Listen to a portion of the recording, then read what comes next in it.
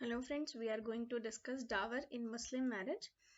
हमारे पास यहाँ पे 7 टॉपिक्स है, सब टॉपिक्स, जिनसे हमें पूरा ये टॉपिक समझ में आ जाएगा। सबसे पहले हमें समझना ये होगा कि जो ये मुस्लिम मैरिज में डावर दिया जाता है, तो डावर का नेचर क्या है। क्या ये एक तरह से कंसिडरेशन होता है जैसा कि इंडियन कॉन्ट्रैक्ट एक्ट में होता है, या नहीं। तो ये सारी चीज़ें हम देखेंगे। इंट्रोडक्शन में है, dower is a money or property which a husband paid to the wife to acknowledge her dignity as his wife। एक तरह से मनी और प्रॉपर्टी है ये जो हस्बैंड देता है मुस्लिम मैरिज में। Dower is neither a consideration in marriage contract nor a gift. ना ये गिफ्ट है ना ही ये कंसिडरेशन है जो कि मुस्लिम मैरिज में दी जाती है। The payment of dower is enjoyed by the law merely as a token of respect for its object। ठीक है, एक तरह से रिस्पेक्ट है, मतलब मार्क ऑफ रिस्पेक्ट है जो हस्बैंड पे करता है वाइफ को ड्यूरिंग शादी या फिर उसके बाद भी दे सकता है डावर।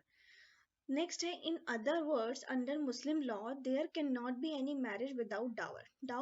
डावर देना जो है वो मैंडेटरी है, पर ये डिसाइड दोनों ही पार्टीज कर सकती हैं कि उसे कब देना है, शादी से पहले, शादी के बाद या शादी के टाइम पे। If there is an agreement between husband and wife, wife would not claim her dower. The agreement is void. The agreement is void. यहाँ पे आप देख रहे हैं कि जो एग्रीमेंट होगा वो void होगा और wife's right to dower exist despite such agreement. ऐसा एग्रीमेंट के बाद भी उसका राइट एग्जिस्ट करता है। अब हमें समझना ये है, सबसे पहले जैसे इंडियन कॉन्ट्रैक्ट एक्ट होता है ना, इसमें मान लीजिए ए और बी के बीच में कोई कॉन्ट्रैक्ट हुआ, ए ने बी को ऑफर दिया, बी ने अपना ए को एक्सेप्टेंस दिया और कुछ कंसिडरेशन, लेट से 5000 का कंसिडरेशन है कि भाई तुम, ए ने कहा कि बी से कि अपनी वॉच मुझे सेल कर दो 5000 में, और बी मान गया। ठीक है, तो यहाँ पे दो तरह का है, एक के लिए वॉच है कंसिडरेशन, एक के लिए 5000 है ये कंसिडरेशन। ठीक है, तो क्या इसी के नेचर का जैसा होता है डावर, हम चेक करते हैं। अगर कंसिडरेशन ना हो, विदाउट कंसिडरेशन जो एग्रीमेंट होता है वो वॉइड हो जाता है। ठीक है, लेकिन क्या ऐसा इसमें भी मुस्लिम मैरिज में भी होता है। ए ने, ए लेट से ये हस्बैंड है, इसको एच से डिनोट करते हैं, एच ने ऑफर दिया डब्लू को एज, और डब्लू ने अपना कबूल मतलब एक्सप्रेस कर दिया, एक्सेप्टेंस एक्सप्रेस कर दी। तो यहाँ पर ये हो गया अक्द, विच इज निकाह नामा। ठीक है, तो यहाँ पर अगर कंसिडरेशन मतलब डावर उस टाइम पे नहीं किया, तो क्या ये जो मैरिज है ये वॉइड हो जाएगी? नहीं, ऐसा नहीं है। तो इससे हमें समझ में आता है कि ये कुछ चीजें इसके इंडियन कॉन्ट्रैक्ट एक्ट की तरह जरूर हैं, पर पूरी तरह से ऐसा नहीं है कि ये डावर अमाउंट जो होगा वो कंसिडरेशन की तरह कंसिडर किया जाएगा। यहाँ पे एक जनरल टर्म है कंसिडरेशन जो यूज कर रहे हैं। ठीक है, next, the object of dower to impose an obligation on the husband as a mark of respect of wife। Simple सी बात है कि जो ये हस्बैंड डब्लू को पे कर रहा है वो एक मार्क ऑफ रिस्पेक्ट है, जो डावर अमाउंट है वो मार्क ऑफ रिस्पेक्ट है। To check on the capricious excuse me capricious use of divorce on the part of husband. Husband के पास पावर है डिवोर्स की कि वो कभी भी डब्लू को डिवोर्स दे सकता है विदाउट एनी ग्राउंड। किसी ग्राउंड, उसको कोई ग्राउंड एक्सप्लेन करने की जरूरत नहीं है, वो इजीली उसको डिवोर्स कर सकता है। तो अगर ये इतना आर्बिट्रेरी अपना पावर को यूज करेगा तो ये बहुत गलत होगा मैरिज जैसे इंस्टीट्यूशन के लिए। तो ये एक तरह से जो हैवी अमाउंट डावर का रखते हैं वो इसीलिए रखते हैं कि वो एक बार सोचे कि अगर मैंने इसे डिवोर्स दिया तो मुझे इतना हैवी अमाउंट देना पड़ेगा, तो इसलिए होता है। To provide her subsistence after the dissolution of her marriage. एक तरह से फाइनेंशियल सिक्योरिटी है कि अगर मान लीजिए डिवोर्स हो जाता है तो वो क्या करेगी, बाद में कुछ उसके पास ऐसा अमाउंट होगा जिससे वो अपना खर्चा चला सकती है। नेक्स्ट है हमारे पास क्लासिफिकेशन ऑफ डावर। डावर जैसा हमें पता है कि दो उसमें हेड में डिवाइडेड है, पहला टाइम के बेसिस पे, दूसरा अमाउंट के बेसिस पे। पहला जो ये टाइम के बेसिस में है, इसको फर्दर डिवाइड किया हुआ है, प्रॉम्प्ट डावर और डेफर्ड डावर। प्रॉम्प्ट डावर वो डावर होता है कि जैसे तुरंत ही, जैसे वाइफ ने आपको डिमांड किया तो आपको वो डावर तुरंत आपको पे करना पड़ेगा विदाउट एनी डिले। ठीक है, तो इसको बोलते हैं, आपका जो टेक्निकल टर्म है इसके लिए, इसको बोलते हैं महरे मुअज्जल, महरे मुअज्जल। ठीक है, और डेफर्ड डावर क्या होता है कि ये कभी भी, जब कब डिमांड करेगी वाइफ, या तो डिवोर्स पे या फिर डेथ पे, डेथ ऑफ द हस्बैंड, और या फिर डिवोर्स,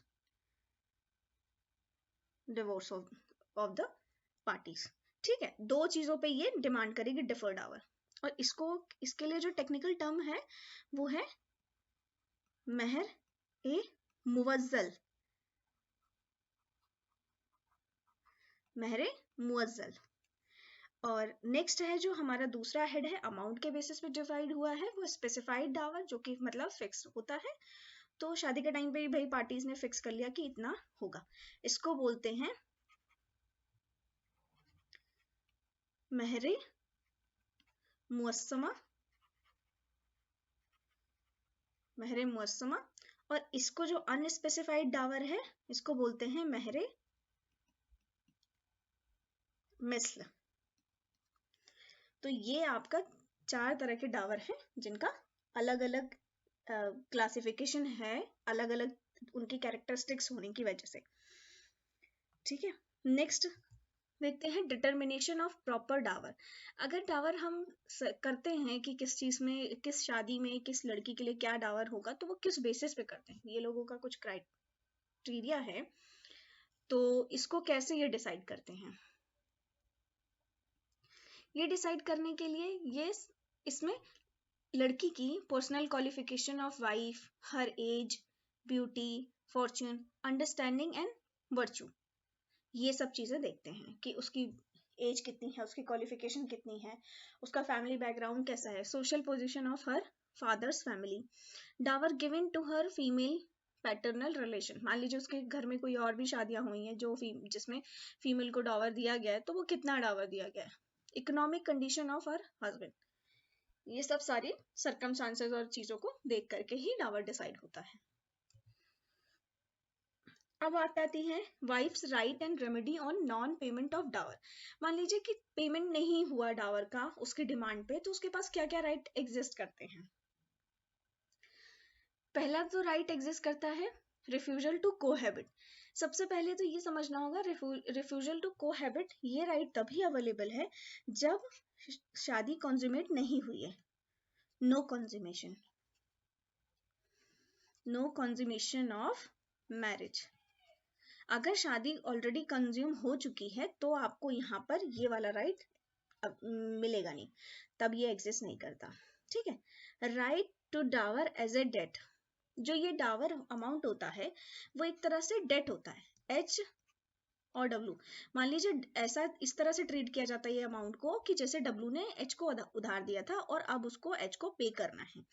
ठीक है, और राइट टू रिटेन पोजेशन, इसमें क्या होता है कि मान लीजिए कोई हाउस है, ये हाउस है जिसमें ये डब्ल्यू रह रही है एच के साथ, और एच की बाई चांस डेथ हो जाती है, तो क्या होगा कि ये घर जो एच का है ये अपने पोजेशन में रख सकती है, रिटेन कर सकती है तब तक जब तक उसका डावर अमाउंट पे नहीं हो जाता। ठीक है, ये है। और एक राइट और एग्जिस्ट करता है इसके पास, फोर्थ हेड बना लेते हैं कि right to file civil suit, file civil suit. ठीक है, लेकिन इसके लिए लिमिटेशन क्या है, लिमिटेशन पीरियड है इसके लिए, लिमिटेशन पीरियड लिमिटेशन एक्ट में दिया हुआ है अंडर आर्टिकल 113 में। कितना है लिमिटेशन पीरियड इसके लिए, 3 years। मतलब रिफ्यूजल जहां से है, डावर मान लीजिए उसने मांगा, अगर मान लीजिए उसने डावर डिमांड किया और जब से वो रिफ्यूज कर दिया गया, डावर अमाउंट की नहीं दे रहा है, मान लीजिए एच नहीं दे रहा, तो तब से उसका राइट एग्जिस्ट करता है फाइल करने का सूट, वो 3 साल तक के लिए है। ये आपका अंडर आर्टिकल 113 में दिया हुआ है, लिमिटेशन एक्ट में। यहाँ पे लिमिटेशन एक्ट लिख देते हैं जैसे कोई कंफ्यूजन ना हो। नेक्स्ट, ये कुछ डिफरेंसेस हैं शिया लॉ में और सुन्नी लॉ में कि मिनिमम डावर कितना होना चाहिए और कितना फिक्स है। ठीक है, इसमें से मैं कुछ कुछ पॉइंट्स आपको रीड कर देती हूँ। There is no minimum limit for specific dower. Sunni law में क्या है कि ऐसा कोई मिनिमम लिमिट नहीं है। और इसमें क्या है, शिया लॉ में fixing of dower exceeding 500 dirham is considered abominable. ठीक है, इसका मतलब होता है, इस वर्ड का मतलब होता है कि वेरी बैड। ऐसा माना जाता है कि ये बहुत बुरा है। ठीक है, ऐसा होना नहीं चाहिए, दो नॉट इलीगल, मतलब उससे ऊपर भी ये लोग फिक्स कर सकते हैं पर ये इलीगल नहीं है। There is no limit to proper dower. Shia law में there is no limit to proper dower, और इसमें क्या है, सुन्नी लॉ में there is no limit to proper dower, और शिया लॉ में क्या है, proper dower can not exceed 500 dirham.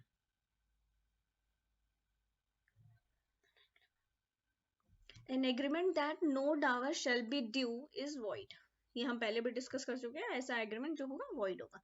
Such agreement by sane and adult wife is valid. Shia law में ये valid होगा. In absence of an agreement, only a reasonable part of dower is presumed to be prompt. Sunni law में क्या है कि मान लीजिए डावर का उन्होंने एग्रीमेंट में बताया नहीं कि किस तरह से रहेगा, प्रॉम्प्ट रहेगा या डिफर्ड रहेगा, तो वो कह रहे हैं कि कुछ रीजनेबल पार्ट ही उसका प्रॉम्प्ट होगा। ऐसा नहीं है कि आप फिर पूरा ही डावर जो अमाउंट है उसको मांग लोगे कि एज अ प्रॉम्प्ट डावर दे दो, तो कुछ ही रीजनेबल पार्ट ही उसका प्रॉम्प्ट डावर होगा, बाकी डिफर्ड डावर की तरह होगा।